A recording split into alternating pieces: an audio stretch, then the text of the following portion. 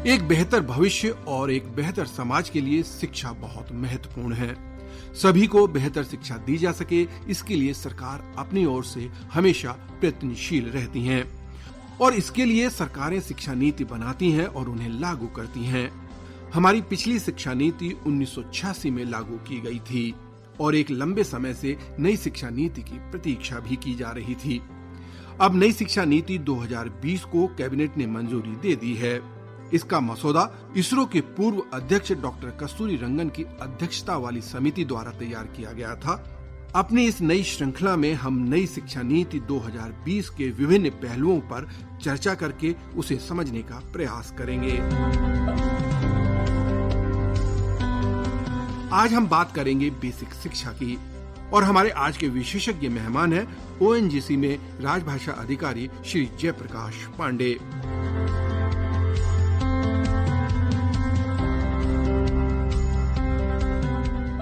जयप्रकाश पांडे जी, आपका हमारे कार्यक्रम में बहुत बहुत स्वागत है। जी, आपका धन्यवाद है।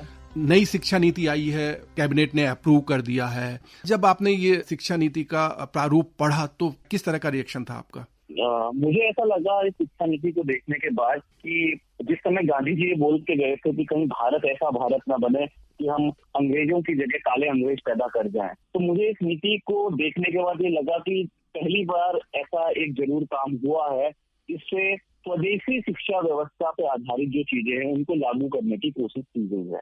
ये मेरा पहला रिएक्शन था जब मैंने इस ड्राफ्ट एजुकेशन पॉलिसी को देखा। इसमें जो मुख्य बिंदु हैं, क्या क्या आप कहना चाहेंगे संक्षेप में? लेकिन नेशनल एजुकेशन पॉलिसी अभी जो ड्राफ्ट के रूप में हमारे सामने आई है, ये एक इंक्लूसिव और इक्विटेबल चीज की बात करती है।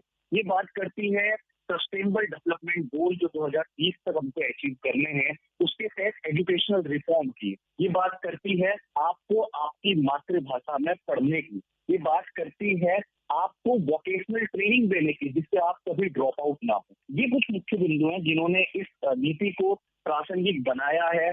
आज अभी हम आगे भी चर्चा करेंगे किस तरह विश्व के अन्य देशों की तरह, चाहे वो जर्मनी का मॉडल हो, चाहे वो फिनलैंड का मॉडल हो, हमें हमारी इस पॉलिसी में देखने को मिल रहा है। पिछली भी हमारी कमिटीज की रिकमेंडेशन काफी अच्छी थी, लेकिन उनका इम्प्लीमेंटेशन जमीन पे कभी भी नहीं हो पाया। तो ये चुनौती भी इस पॉलिसी के साथ में है। किस तरह केंद्र और राज्यों के संबंध में टकराव की स्थिति पैदा हो भी सकती है। जी बिल्कुल, आपने कहा कि जो इसके क्रियान्वयन में सबसे ज्यादा दिक्कत आती है और वो क्या चुनौतियां रहेंगी, इस पर हम बात जरूर करेंगे।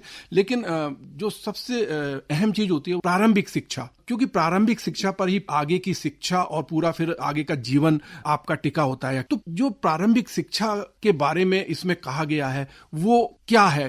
देखिए, मुझे ऐसा लगता है सर कि जो हमारा सब तक पहुंच शिक्षा की विषय आधारित पूर्व की शिक्षा नीतियां थी, वो तो इस नीति में भी बात कही ही गई है कि एक्सेस और इक्विटी पे तो हम काम करेंगे।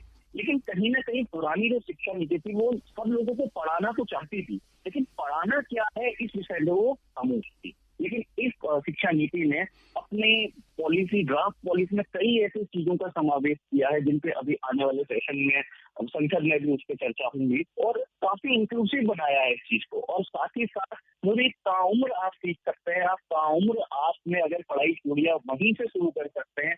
इस तरीके की भी अपॉर्चुनिटी उसने हमें प्रोवाइड की है। प्रारंभिक शिक्षा किसी भी व्यक्ति के निर्माण के लिए बहुत अहम इकाई है। इस तरफ ध्यान देते हुए जहाँ पहले तक परंपरागत रूप में आप जब 5 साल के होते थे तब आप प्रवेश लेते थे, वहीं ये ड्राफ्ट एजुकेशन पॉलिसी बात करती है 30 से 5 आयु वर्ग की, ये बात करती है 6 से 8 आयु वर्ग की, ये बात करती है 9 से 12 आयु वर्ग की, उसके बाद 13 से 15 आयु वर्ग की। इस तरह अलग अलग इन्होंने डिवीजन किए हैं। अभी तक हमारा जो ट्रेडिशनल पैटर्न था उस पैटर्न को बदलते हुए इन्होंने एक नई शिक्षा प्रणाली के तहत 5334 पॉलिसी दी है। इस 5334 पॉलिसी को, इस नीति को मैं थोड़ा विस्तारित करना चाहूंगा। जिस समय आपकी उम्र 3 से 5 साल की है उस समय आप प्री एजुकेशन के लिए, यानी कि अगर शहरों में आप देखें तो प्ले स्कूल का कॉन्सेप्ट हमारे यहाँ डेवलप है। और जो हमारे श्रोता हमें सुदूरवर्ती उत्तराखंड के अलग अलग जगह से सुन रहे हैं उनको भी बताना चाहूंगा, ये प्ले स्कूल की अवधारणा आपके यहाँ जो आंगनबाड़ी स्थापित है उनकी ही तरह है, या बाल भारती जो स्थापित है उनकी ही तरह है। यहाँ हमारे छोटे बच्चे जो 3 से 5 आयु के होंगे वो प्री एजुकेशन होंगे। इसके बाद जो 6 से 8 आयु वर्ग के होंगे बच्चे, वो फर्स्ट और सेकंड एजुकेशन लेंगे, अपनी फर्स्ट क्लास की और सेकंड क्लास की। और ये पूरा का ढांचा आंगनबाड़ियों द्वारा, बाल भारती द्वारा या शहरों में प्ले स्कूल की अवधारणा से हमें देखने को मिलेगा। तो ये 5 साल का प्लान, जिसको हम फाउंडेशन कोर्स भी बोल सकते हैं। इसके बाद हम बच्चों को तैयार करेंगे आगे की नीति के लिए, उनकी 3rd से 6th क्लास की पढ़ाई के लिए, 3री से 5वीं क्लास की पढ़ाई के लिए 3 सालों का ये टाइम पीरियड रहेगा। इस समय सीमा पे बच्चे विभिन्न तरीके की चीजों को सीखेंगे। अब मुझे कोई ये नहीं बताएगा कि आपको यही विषय पढ़ना है। देखिए सर, दिक्कत अभी भारत की शिक्षा व्यवस्था में यही है कि हमने बचपन से ही बच्चों को एक दिशा में ही फोकस करने की आदत डलवा दी है, और वो आदतें थोपी हुई हैं। हम किसी को एक कच्चा साहित्यकार कभी नहीं बनाना चाहते, हम किसी को कच्चा संगीतकार कभी नहीं बनाना चाहते, हम किसी को एक बहुत अच्छा कुशल वेल्डर कभी नहीं बनाना चाहते, हम किसी को किसी भी तरीके की तकनीकी शिक्षा के रूप में किसी भी चीज को किसी के ऊपर आरोपित करना, ये तो अपने आप में मौलिक अधिकारों का भी हनन है ही। तो वही ये शिक्षा नीति एक ऑप्शन देती है कि हम वास्तव में प्रजातांत्रिक मूल्यों की रक्षा करते हुए आपको मौके भी दे रहे हैं, आप डिसाइड करिए आपको क्या पढ़ना है। तो 9 से 12 साल के एज ग्रुप में जिस समय आप 3rd से 5th स्टैंडर्ड में होंगे, आपका जो करिकुलम होगा 3 सालों का होगा। ये हो गया आपका 5+3 फॉर्मूला।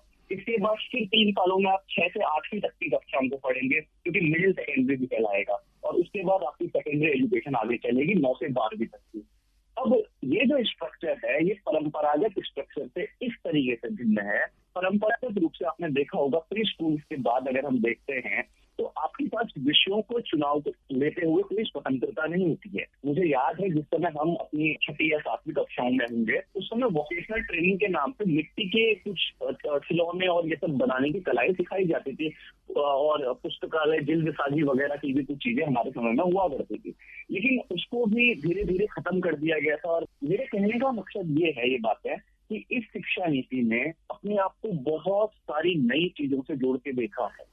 इस स्कूली एजुकेशन में बात हुई है प्राइमरी स्कूल की अनिवार्यता की। 5334 का जो क्राइटेरिया भारत सरकार ने अपनी नई ड्राफ्ट पॉलिसी के अंतर्गत रखा है, वो बहुत ज्यादा फायदेमंद साबित सिद्ध होने वाला है। इसमें एक चीज और कही गई है कि 2 करोड़ बच्चों को वापस स्कूल लाया जाएगा जो बहुत सारे ड्रॉप आउट हो जाते थे, और इसके लिए उन्होंने ये भी कहा है कि स्कूल का बुनियादी ढांचा विकसित किया जाएगा, नए स्कूल बनाए जाएंगे। ये एक बेहतर चीज है, और इससे लगता है कि सरकार इस बारे में गंभीर है। जी बिल्कुल, आपने सही कहा सर। ये मैं ध्यान दिलाना चाहूंगा यहाँ हमसे जो भी लोग जुड़े हुए हैं कि देखिए, अभी एनएसएसओ ने 2017-18 में अपना 175वें राउंड का अपना सर्वे किया, तो उसमें उसने बताया कि 6 से 17 आयु वर्ष में हमारे 2 करोड़ बच्चे तो ड्रॉप आउट हो गए। अब मतलब ये सोचने वाली बात है कि ऐसे देश में जहाँ पर को हम लोग एक तरफ इन्वॉल्वमेंट बढ़ाने की तरफ मेहनत करते हैं, ड्रॉप आउट रेट भी हमारा एकदम से बढ़ रहा है।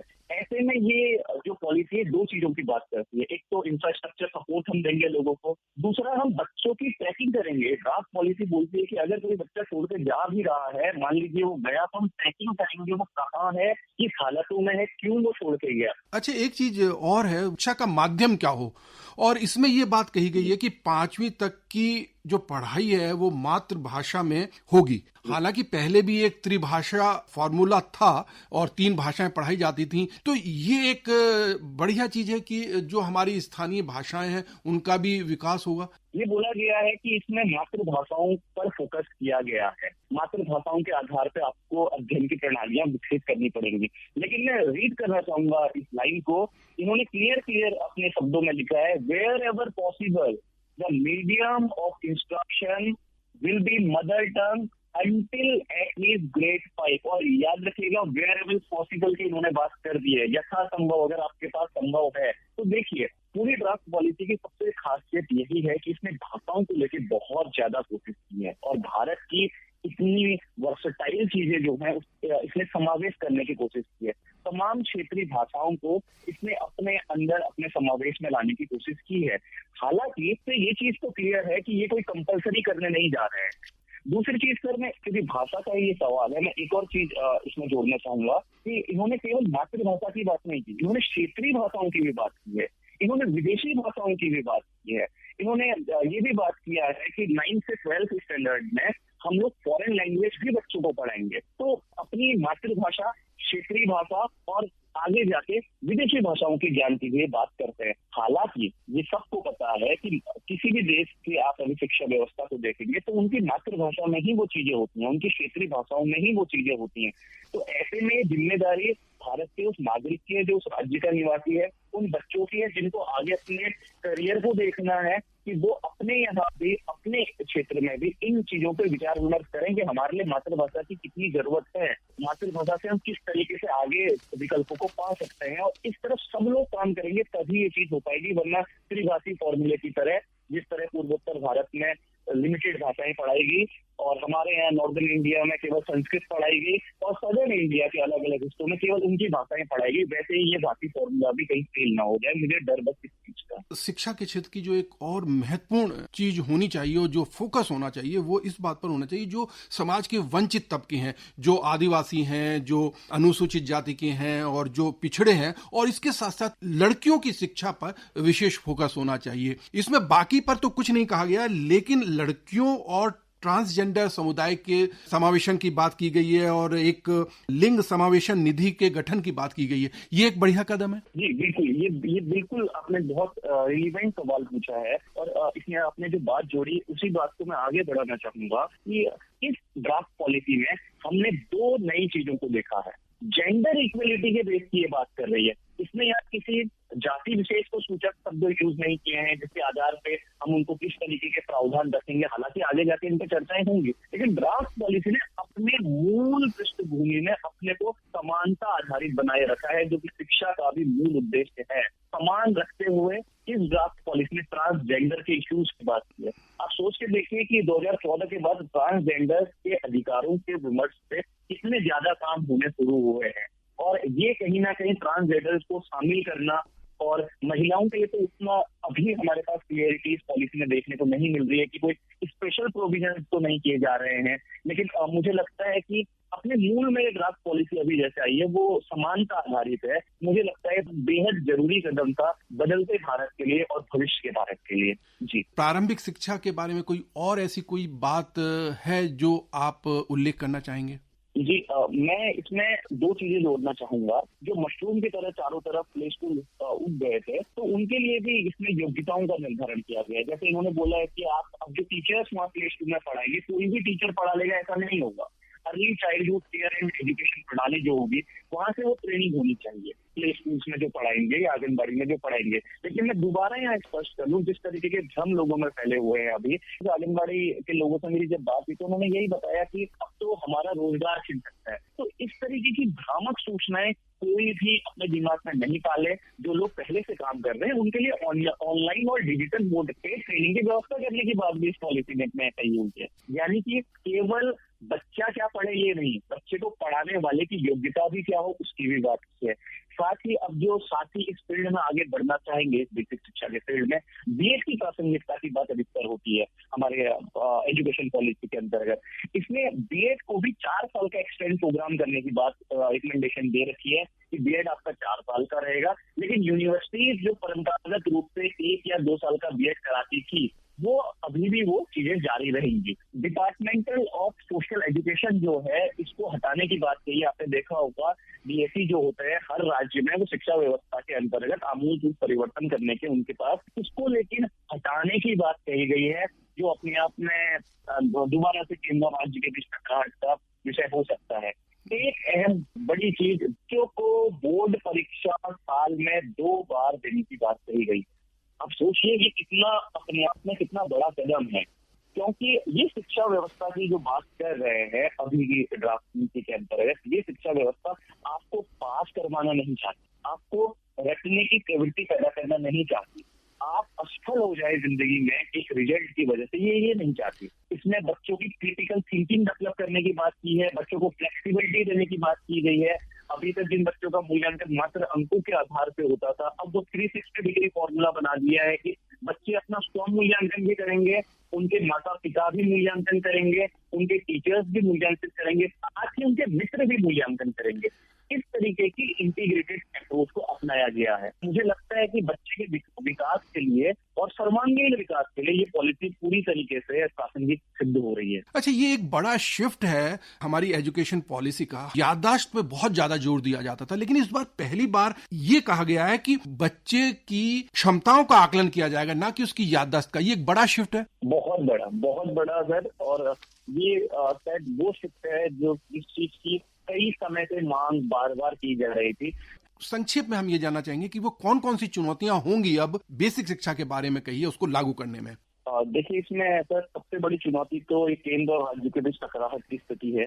ये स्थिति आनी है, क्योंकि राज्य की जो शिक्षा व्यवस्था है वो अलग प्रणालियों पर आधारित होती है। हम जानते हैं कि शिक्षा आयोग के तहत कई समितियों ने अपनी अनुशंसाएं दी, जिसके आधार पर शिक्षक आंदोलनकारी भी हमारे सामने उपस्थित होते हैं और उनके लिए अपने यूनियंस हैं, उनके लिए अपने फोरम्स हैं। और ऐसे में ये सेंट्रल और स्टेट के बीच एक बहुत बड़ा कारण तो बनेगा ही बनेगा। अभी आने वाले समय में मुझे लगता है संसद में जिस समय चर्चा होगी, यही सबसे बड़ी चुनौती पहली मुझे लगती है। दूसरी चुनौती की बात करें और विशेषकर मैं उत्तराखंड की अगर बात करूं, तो इंफ्रास्ट्रक्चर की मुझे कहीं ना कहीं इसमें कमी दिखती है कि आप इंफ्रास्ट्रक्चर आपके पास 1960-70 के बाद आपने इंफ्रास्ट्रक्चर में कोई सुधार नहीं किया।